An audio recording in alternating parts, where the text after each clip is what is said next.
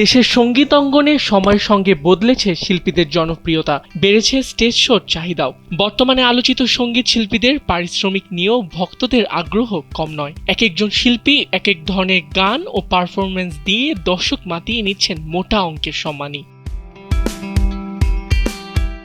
এই সময়ের অন্যতম আলোচিত শিল্পী জেফার। ঝুমকা ও আড়ালে হারালের মতো গান গেয়ে তরুণদের হৃদয়ে জায়গা করে নিয়েছেন তিনি। স্টেজ শো করতে তার পারিশ্রমিক 3 থেকে 4 লাখ টাকা। একইভাবে জনপ্রিয় সঙ্গীত শিল্পী পড়শি একটি অনুষ্ঠানের জন্য নিচ্ছেন 3.5 থেকে 4 লাখ টাকা।